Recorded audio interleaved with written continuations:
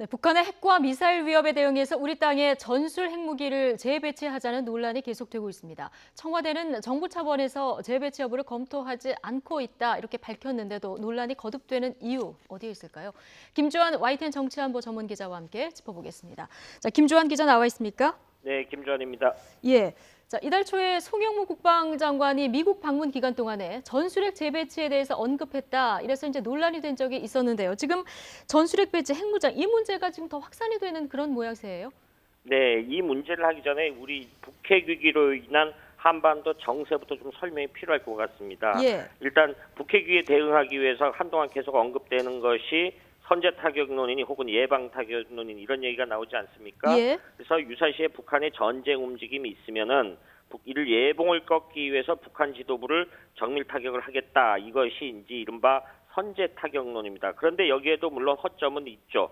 한 방언에 북한의 반격 의도를 꺾지 못하면 대량 보복을 각오해야 된다는 우려가 있죠. 이미 북한은 수도권을 겨냥해 장사정포, 단거리 스커디 미사일 이런 무기들을 배치해 놓고 있습니다. 그래서 북한이 반격을 하면은 엄청난 위험 부담이 있죠. 그리고 이라크 전쟁에서도 볼 수 있듯이 예방 전쟁, 아마 불씨를 사전에 미리 없애겠다라는 겁니다. 그런데 이것이 한반도에 적용한다라면은 한국에 준하는 미국인들뿐만 아니라 여러 가지 항공모함 전단지 준비, 최소 외신들은 3개월을 준비해야 된다. 이러면 노출이 되는 거죠. 그러면은 예. 국가 신용도 하락되고 외국 자본이 탈출, 경제가 불이 보듯이 뻔하지 않겠습니까? 이건 모두 문재인 대통령이 이야기했듯이 우리 정부로서 받아들이기 힘든 카드다.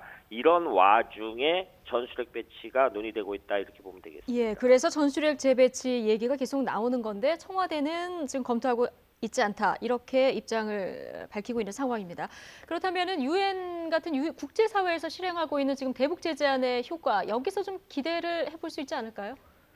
예, 사실 대북 제재안이라는 것은 외교 영역에 들어간다라고 했습니다. 문재인 정부가 얘기하고 있는 대화론도 같은 맥락으로 보면 되겠습니다. 이것이 성사된다면고 평화적인 해결책으로서 가장 좋겠죠. 그런데 예. 북한이 이거에 대해서 철저히 무시 전략으로 나오고 있죠. 그리고 최근 들어서는 본인들은 말을 안 하지만 이른바 선미 후남, 자신들의 협상 파트너는 우리가 아니라 미국이다. 그리고 계속 주장하다시피 핵 보유국 지위를 얻은 다음에 미국과 핵 협상을 하겠다 이런 겁니다. 그러니까 다시 국면을 말씀드리면은 북핵 위기를 대응하기 위한 왼편에 어떤 군사적 옵션이 있다고 보고 그 다음에 오른편에 외교적 대안이 있다라고 보는 겁니다. 그런데 둘 다 성사 가능성이 어렵다는 거죠. 그 예. 중간 공간을 대안을 마련하는 것이 이른바 전술핵 재배치다. 그러니까 위험 부담을 최소화하면서도 북핵을 나름대로 무력화시킬 수 있다. 안정된 공표 균형을 이뤄서 북핵을 억제할 수 있다. 이런 논리 때문에 전술핵 재배치가 사실상 제3의 대안으로 거론되시는 것이 아니냐라는 주장이 일고 있는 거죠. 그렇군요.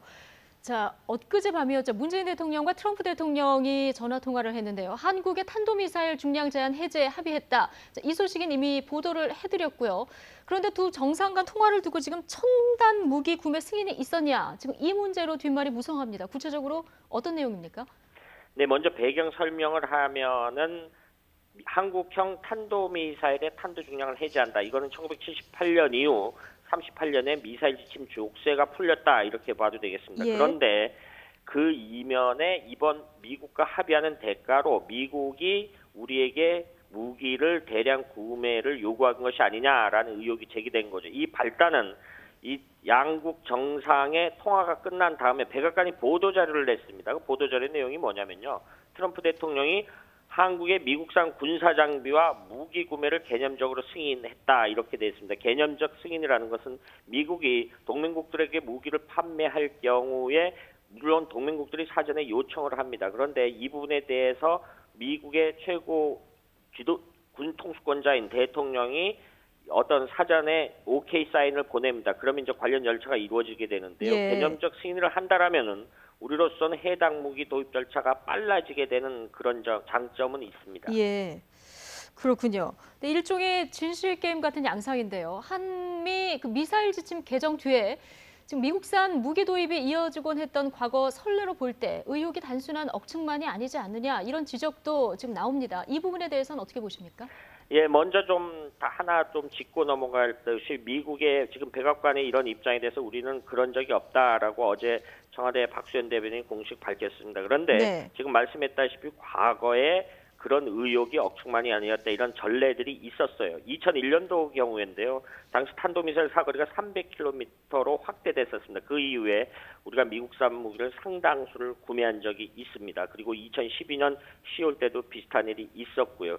앞서 말씀드리면 이 사전에 어떤 우리가 필요한 무기 체계를 미국에 판매할 의사가 있느냐라는 의사타진을 보냅니다. 절차적으로. 그런데 공교롭게도 역시 북한의 전략적 도발이 있을 때마다 우리가 어떤 그 구멍을 메우듯이 그 안보의 어떤 약간 미진한 부분을 메울 때마다 미국의 전략무기라든가 이스라엘제라든가 이런 걸 구매 요청을 하는데 예. 이 부분에 대한 논의가 과거에도 있었습니다. 그리고 역시 이번에도 마찬가지인데 우리가 사전에 무인 정찰기죠. 글로벌 호크라든가 F-35 스텔스 전투기들을 미국에 구매 요청을 해놓은 상태입니다. 그런데 앞서 이야기했듯이 이런 것들이 좀 빨라지고 그리고 우리가 사실은 F-35 스텔스 전투기 같은 경우는 40대 구매하기로 이미 됐습니다. 그런데 숫자가 좀 모자르지 않느냐. 그리고 일본이 도입하고 있는 F-35B 스텔스 수직이 착륙이 가능한 겁니다.